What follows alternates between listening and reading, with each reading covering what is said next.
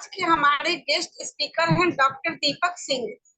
इनका आज का विषय है गॉट के कारण, चिकित्सीय लक्षण और निदान के लिए होम्योपैथिक प्रबंधन और चिकित्सा। सर का मैं एक छोटा सा इंट्रोडक्शन दे रही हूँ। डॉक्टर दीपक शर्मा ने BHMS किया है राजस्थान यूनिवर्सिटी उदयपुर से। फिर इन्होंने PGDCP किया सेम यूनिवर्सिटी से। इसके बाद इन्होंने MD किया पेडियाट्रिक्स से भीमराव अंबेडकर बिहार यूनिवर्सिटी मुजफ्फरपुर से। सर का 7 सालों का टीचिंग एक्सपीरियंस है मेडिकल साइंस में अलाइड सब्जेक्ट का। ये 12 सालों से प्रैक्टिस भी कर रहे हैं as a general physician. Sir हमारे भी गुरु हैं और आज ये पटना में GD memorial homeopathic medical college and hospital में अलाइड सब्जेक्ट पढ़ा भी रहे हैं। सो दीपक सर, आपका IFPS मंथ पर बहुत बहुत स्वागत है। Over to you sir. Sir आप काइंडली अपने आप को अनम्यूट कर ले, आप म्यूटेड है।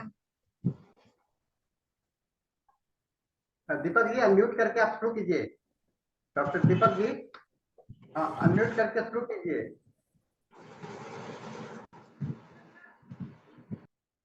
डॉक्टर दीपक आप अपने अनम्यूट कीजिए।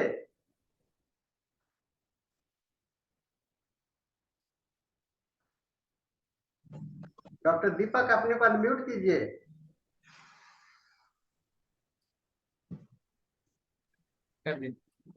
हाँ हेलो, आवाज आ रही है? आवाज आ रही है, शुरू कीजिए। आप शुरू आवाज कीजिए। क्लियर है? हाँ शुरू कीजिए आप।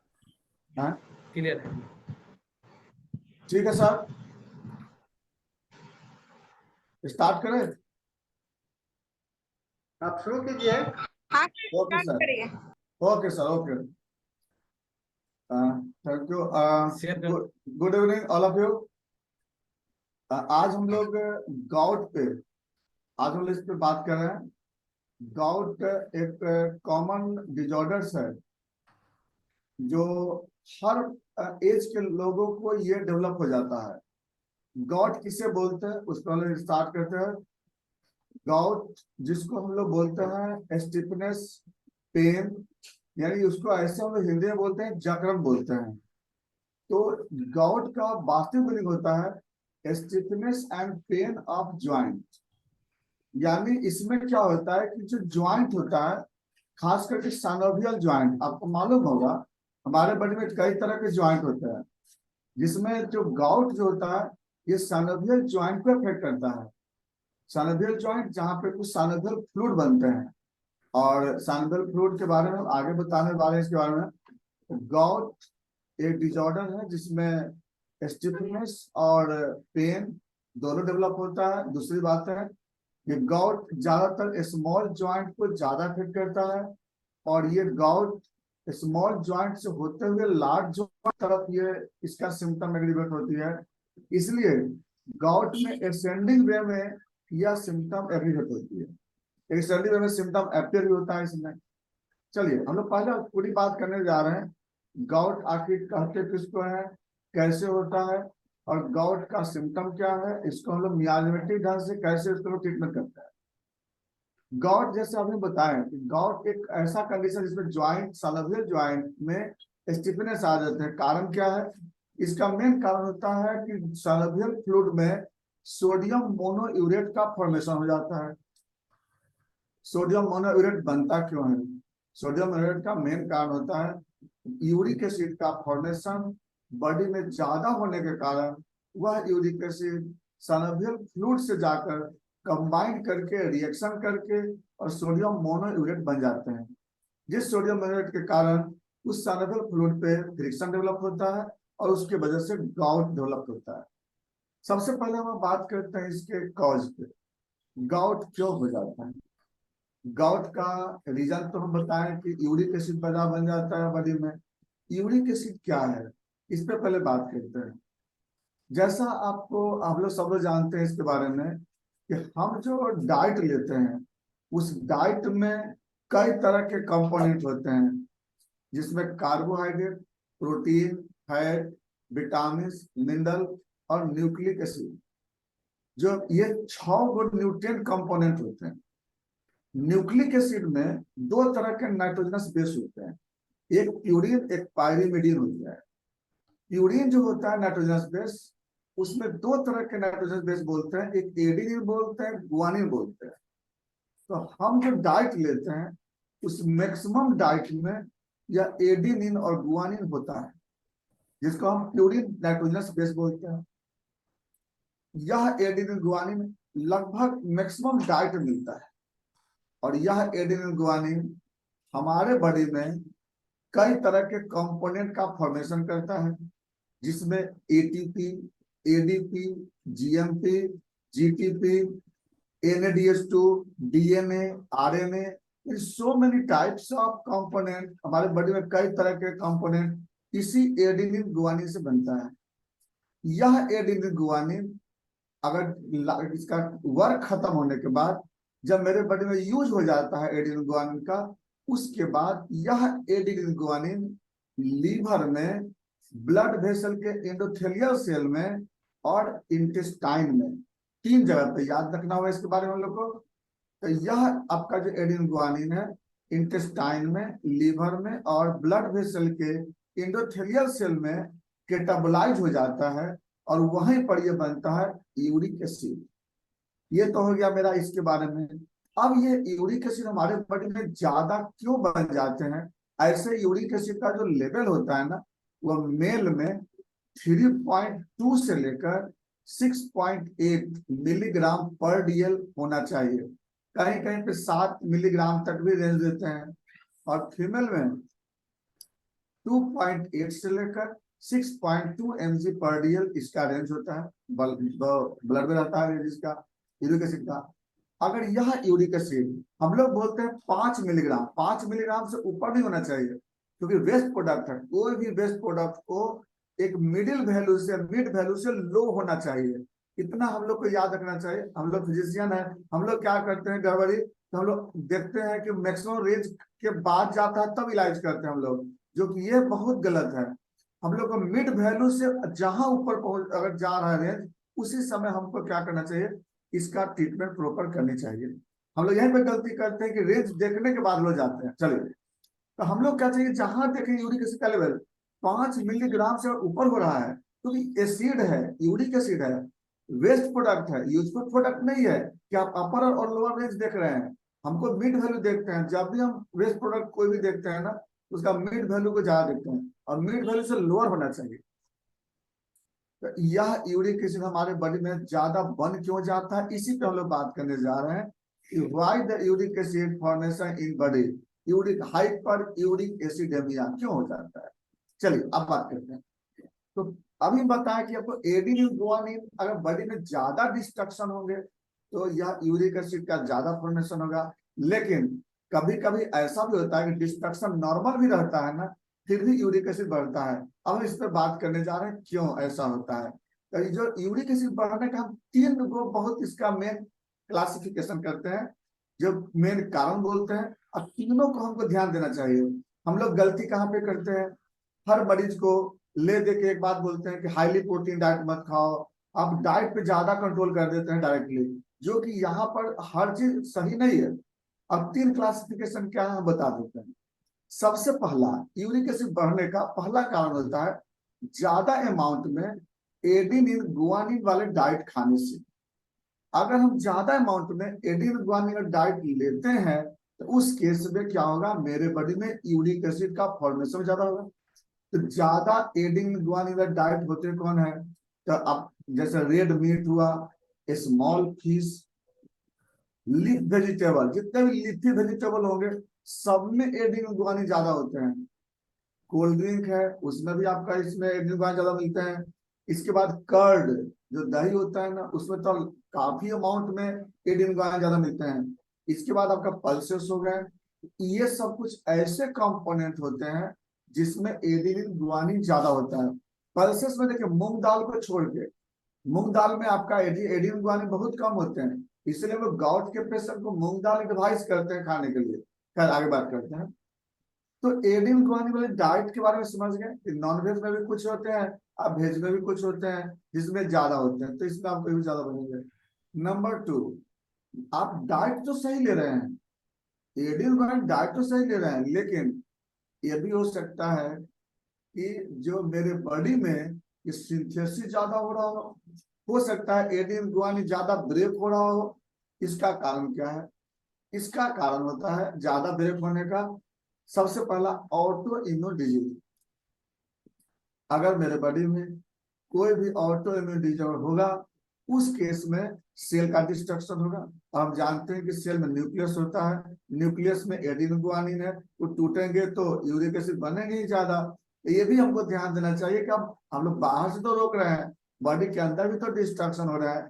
नंबर 2, अगर ज्यादा कोल्ड क्लाइमेट में रहते हैं, ठंड के मौसम में ज्यादा रहते हैं, क्योंकि आपको मालूम होना चाहिए कि ठंड में रहने से गाउट का सिम्टम बढ़ता है। क्यों बढ़ता है उसके पीछे बताते हैं कि कोल्ड को मेंटेन करने के लिए मेरे बॉडी में जो एटीपी है वह टूटते रहता है और हीट में कन्वर्ट होते रहता है। देखिए, ठंड के मौसम में होता क्या है कि मेरा बॉडी उस ठंड से लड़ने के लिए, बॉडी को गर्म करने के लिए एटीपी को ब्रेक करके और वह हीट पैदा करते रहता है। और एटीपी तो एडेनिन होता है ना। अब क्या होगा, जब एडेनिन ज्यादा ब्रेक होंगे वहां भी, तो उसकी वजह से क्या होगा, यूरिक एसिड का फॉर्मेशन बढ़ेगा। इसलिए क्या होता है ना कि ठंड के मौसम में गाउट का सिम्टम ज्यादा बढ़ जाता है, यूरिक एसिड ज्यादा बनता भी है। तो हमें देखो वो भी ध्यान देना चाहिए हमको, वहां पे तो डाइट वाली बात नहीं ना होगा। अब थर्ड में आता है जैसे ल्यूकेमिया वगैरह हो गया। ल्यूकेमिया के केस में क्या होता है कि आपका जो WBC है ना, वो न्यूक्लिएटेड होते हैं, उसमें एडेनिन गुआनिन है, वह टूटता है तो उसके कारण यूरिक एसिड ज्यादा बनता है। अब क्या होता है, अगर मान ली बॉडी में कोई और हाइपर मेटाबॉलिक एक्टिविटी को डीज हो गया, हाइपर मेटाबॉलिक, जैसे मान ली हाइपर थायराइडिज्म, अगर थायराइड ग्लैंड से थायरोक्सिन का सिंथेसिस बढ़ जाता है ना, तब भी मेरे बॉडी में केटाबोलिक कंडीशन ज्यादा बनते हैं और उसके कारण भी यूरिक एसिड का फॉर्मेशन बढ़ता है। तो कुछ ऐसे भी केटाबोलिक अगर बाय द वे हम कंडीशन बनता है बॉडी में और कोई मेटाबॉलिक डिसऑर्डर होता है ना, तब भी यूरिक एसिड का लेवल बढ़ता है। हमें यह भी ध्यान देना चाहिए। अब चलिए, दो देख लिए, एक तो देख लिए कि हम डाइट में ज्यादा ले रहे थे एडेनिन गुआनिन, दूसरा यह देख रहे हैं कि जो मेरा बॉडी है, बॉडी ही ज्यादा ब्रेक डाउन कर रहा है एडेनिन गुआनिन को। अब थर्ड में आता है कि यूरिक एसिड एक्सक्रीट कम होते हैं, डाइट भी नॉर्मल ले रहे हैं, बॉडी भी नॉर्मल ब्रेक डाउन कर रही है, लेकिन जिस रास्ते से यूरिक एसिड को बाहर निकलना चाहिए यूरिन के माध्यम से, हो सकता है यूरिन का फॉर्मेशन कम हो सकता है पानी का अमाउंट कम ले रहे हैं, यूरिन का वॉल्यूम कम हो रहा हो, तो इस केस में क्या होगा, यूरिक एसिड का जो लेवल है वह ब्लड में बढ़ता है। तो अगर by the way renal problems हो, या हम लोग क्या करते हैं, अगर जैसे ज्यादा देर तक सोते हैं, ओवर स्लीप के बाद क्या होता है ना, यूरिन कम बनता है, कम बनेगा तो उस केस में क्या होगा, यूरिक एसिड का लेवल ज्यादा बढ़ता है। इसलिए ज्यादा देर तक स्लीप के बाद भी देखते होंगे कि ज्वाइंट वगैरह में जकड़न आ जाता है।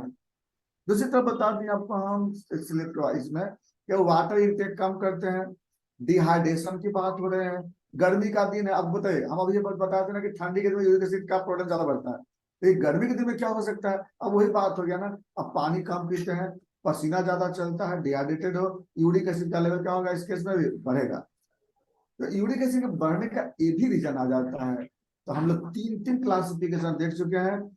एक देख लिया आपको डाइट वाले, दूसरा आपको बॉडी के अंदर डिस्ट्रक्शन ज्यादा हो रहे हैं, एसिड बनने का फोर्स ज्यादा हो रहा है, और थर्ड में यूरिन से एक्सक्रीशन कम हो रही है।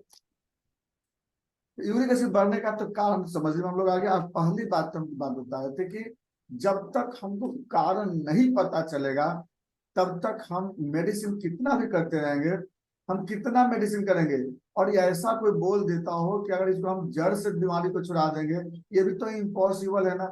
यूरिक एसिड तो डेली बनते हैं आपकी बॉडी में, ऐसा कौन दिन नहीं है कि हम एडेनिन गुआनिन नहीं खाते हैं, वह कौन दिन नहीं है जिस दिन यूरिक एसिड नहीं बनता है। तो हमें इस बात को ध्यान देना चाहिए कि बॉडी में प्रोडक्शन कम हो, बॉडी से ज्यादा बॉडी से एक्सक्रीट हो जाए, इस पे हमको ध्यान दे करके इलाज करनी चाहिए किसी पेशेंट को। तो ये तो मेरा कॉज हो गया, अब कॉज पे जानना बहुत जरूरी तो हम लोग को है। दूसरी बात हम आते हैं क्लिनिकल फीचर पे। अगर किसी पेशेंट में गाउट है तो पेशेंट में कौन कौन से सिम्टम अपियर होंगे, कौन से साइन होंगे, बताते हैं। सबसे पहला बताएं कि जो गाउट जब यूरिक एसिड बढ़ता है तो उसमें सबसे पहला जो सिम्टम स्टार्ट होता है वह टो से स्टार्ट होता है। जो पैर का अंगूठा है ना, वहां से स्टार्ट होता है, उसके फिंगर से स्टार्ट होते हैं, क्योंकि यूरिक एसिड जब बढ़ता है ना तो सारे जगह एक समान बढ़ते हैं, लार्ज ज्वाइंट में भी स्मॉल ज्वाइंट में भी। ऐसा कभी नहीं बोलना है, ऐसा कभी नहीं बोलते हैं कि लार्ज ज्वाइंट में ज्यादा डिपॉजिट होते हैं, ये कभी नहीं बोलते हैं। यही लोग गलती कर लेते हैं यहाँ पे। यूरिक एसिड एक समान डिपॉजिट होता है, लेकिन हेलो,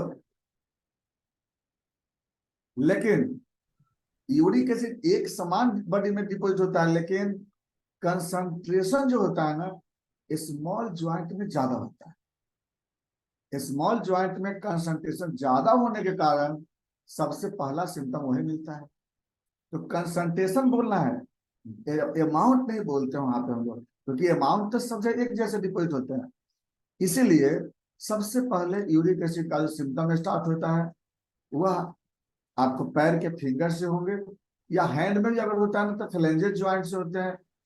उसके बाद या एंकल ज्वाइंट पे इसका पेन होता है, एड़ी में दर्द होता है इसमें।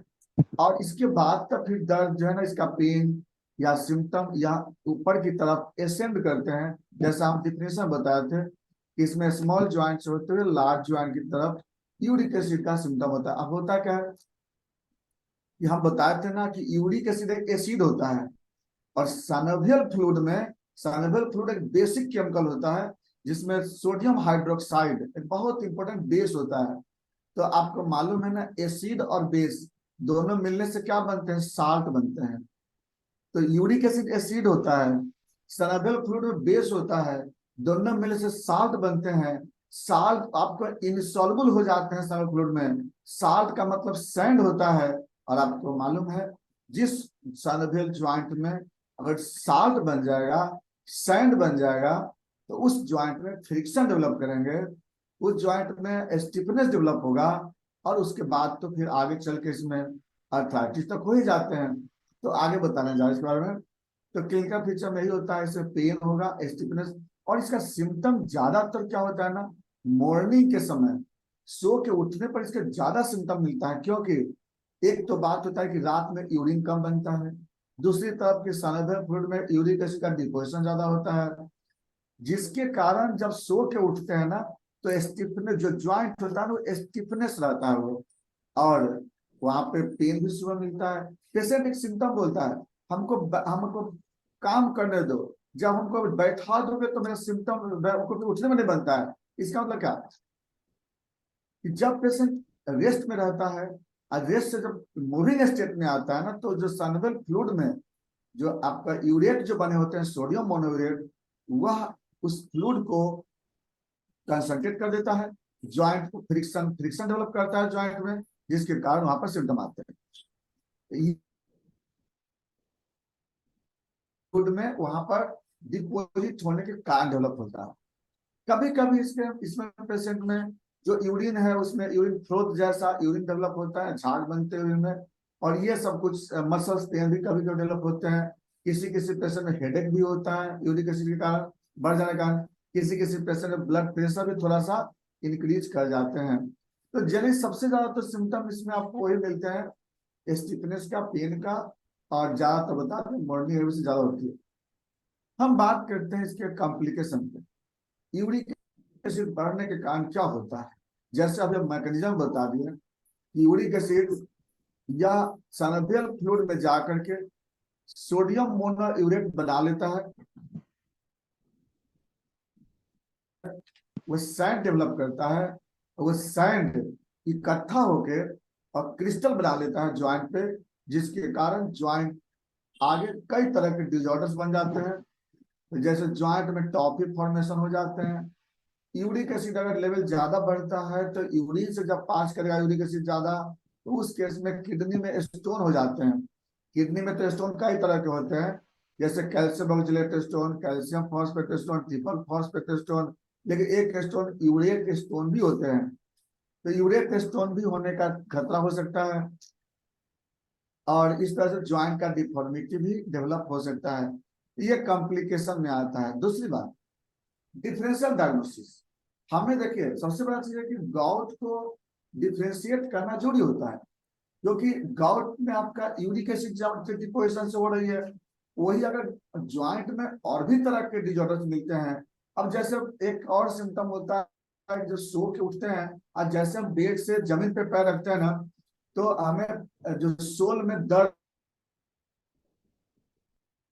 और यूरिक एसिड बढ़ने से सोल में पेन होता है। जो जो एंकल जॉइंट के पेन होता है ना, उसके पीछे और भी कई रीजन होते हैं। जैसे प्लांटर फेसाइटिस होता है ना, उसमें भी सो के उठने के बाद दर्द होता है प्लांटर फेसाइटिस में।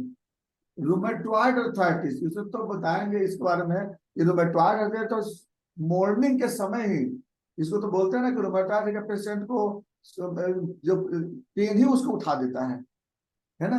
तो रूमेटॉइड अर्थराइटिस का पेन अधिकांश तो आपको मॉर्निंग में डेवलप कर जाते हैं, मॉर्निंग में जब 3 बजे के लगभग पेशेंट को डेवलप होता है। इसके बाद अगला इसमें रोमैटिक अर्थराइटिस। हालांकि रोमैटिक अर्थराइटिस बहुत ज्यादा क्लोज डीडी नहीं है, प्लांटर फेसाइटिस इसमें बहुत क्लोज डीडी है।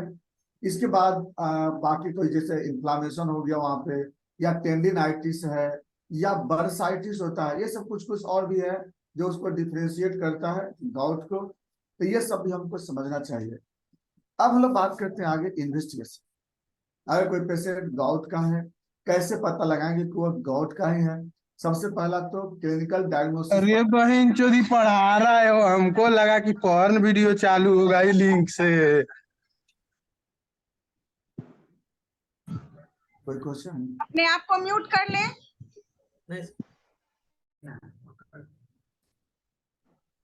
डॉक्टर दीपक आप अपने को अनम्यूट कीजिए। डॉक्टर दीपक आप अपने को अनम्यूट कीजिए। हाँ ठीक है दीपक जी, हाँ बोलिए, आप शुरू कीजिए। बोलिए। ओके सर, चले। अच्छा ये लेगा लेगा पोर्नवा में जैसे नहीं लेता है, शुरू शुरू पहले मास्टरवा लेता है वैसे ही लेगा। रुका रुका,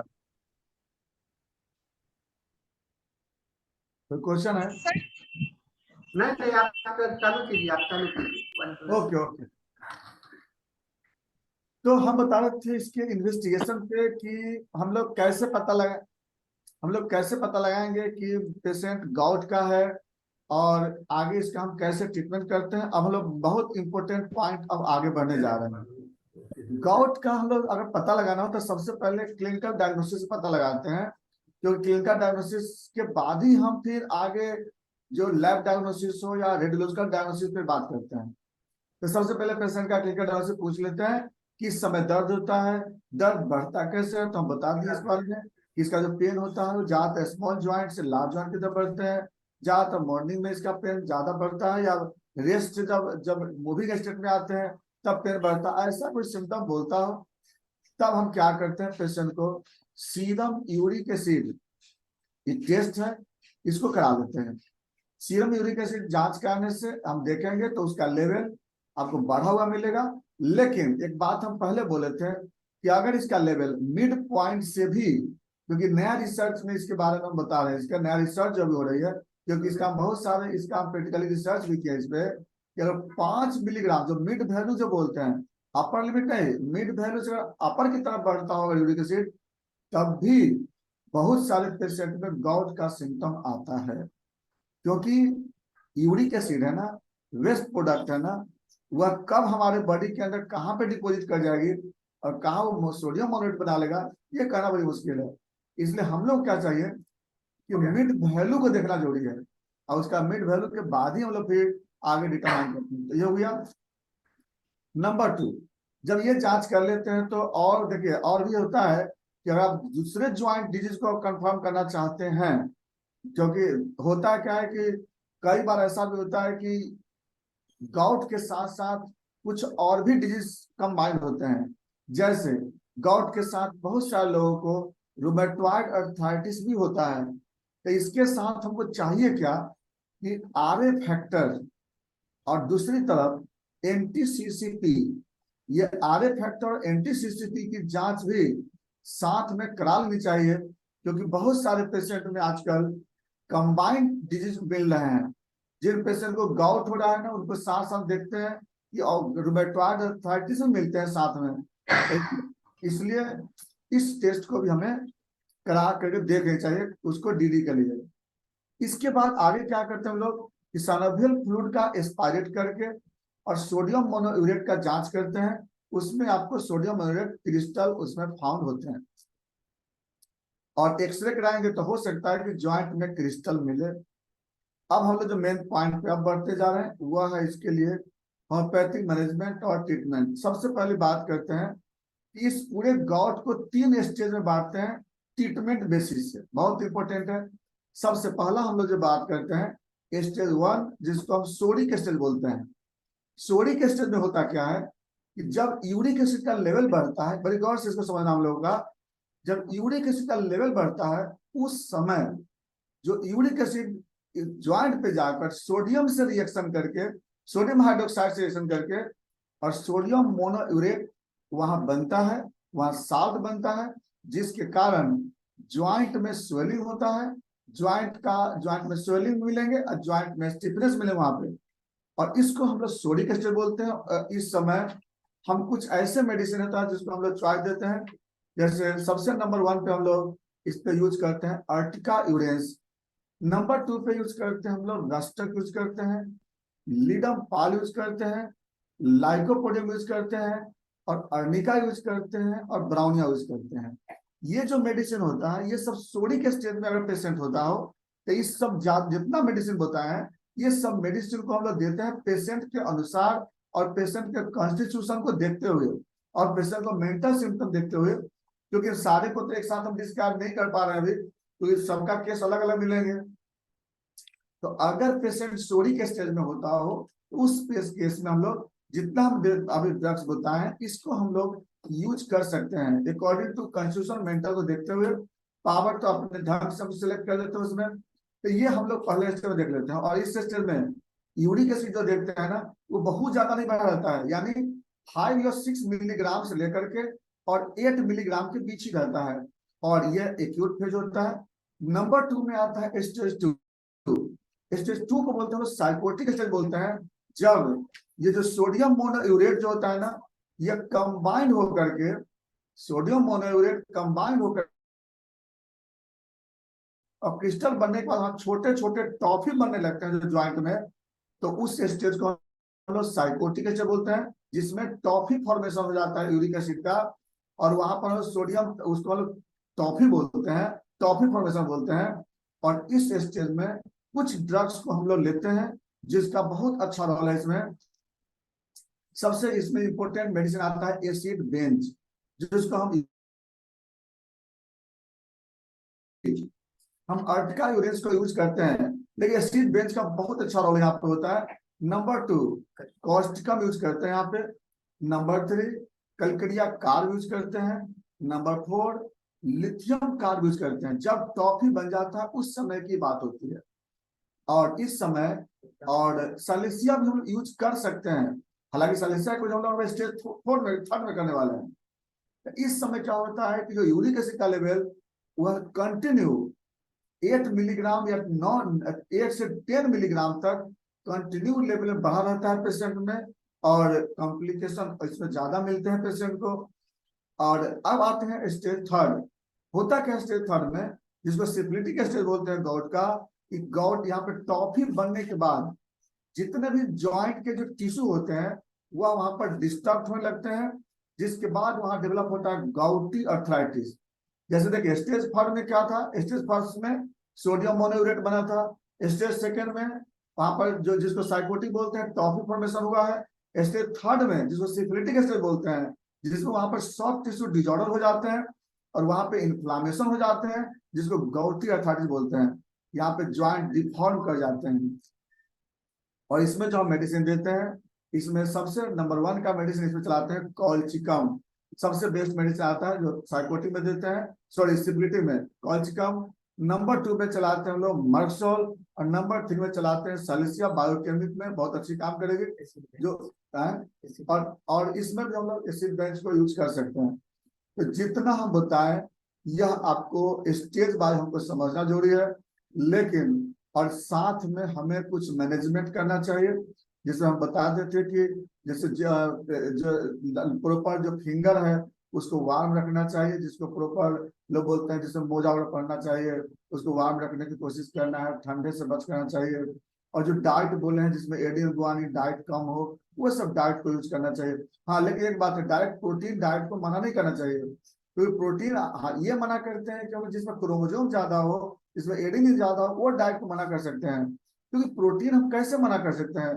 प्रोटीन मेरे बॉडी के लिए वाइटल मॉलिक्यूल होता है ना। ये बहुत सारे गलती कर देते हैं जिसके कारण मेरा बॉडी और कमजोर हो जाता है। और दूसरा, हार्मोनल डिजॉर्डर्स, इंजाइमेटिक डिजॉर्डर और हीलिंग डिजॉर्डर का फिर कंडीशन बन जाता है, जो कि हमें डाइट कुछ और मेजर करनी चाहिए। तो ये सब यूरिक एसिड है जिसका हमको ज्यादा ध्यान रखना चाहिए। काफी पेशेंट इसके भी है और हमें साइड सोचना चाहिए। और बहुत बिल्कुल अच्छी तरह से यूरिक एसिड का लेवल इसमें डिक्रीज हो जाती है। हमें यूरिक एसिड के लेवल को मेंटेन रखना है, लोअर लेवल पर रखना है, 5 मिलीग्राम से कम रखना है, 5 मिलीग्राम से एवं नहीं होने देना चाहिए। हमको मालूम है कि इसका लेवल 7 मिलीग्राम तक ऑप्टिमम होता है, लेकिन हमें उधर पहुंचना नहीं चाहिए। और बाकी जैसे आप हाइपरटेंशन में जानते हैं कि बीपी को मेंटेन करना चाहिए, डायबिटीज मेलाइटिस में जानते हैं कि ग्लूकोज को मेंटेन करना चाहिए, लोअर उसको मेंटेन रखना है। उसी तरह से यूरिक एसिड भी ऐसा नहीं कि बॉडी से परमानेंट क्योर हो जाते हैं, उसके लेवल को मिड वैल्यू से कम रखना चाहिए। चाहे आपको जो तीनों मेथड, तो जो 3 टाइप के बताए थे हम, डाइट कंट्रोल करके, बॉडी के डिजीज कंट्रोल करके, और यूरिन को ज्यादा से ज्यादा बढ़ा करके। यही था यूरिक एसिड के बारे, गॉड के बारे में, हाइपर यूरिकेसिमिया के बारे में। और इसमें कोई क्वेश्चन हो, क्वेश्चन पूछ सकते हैं।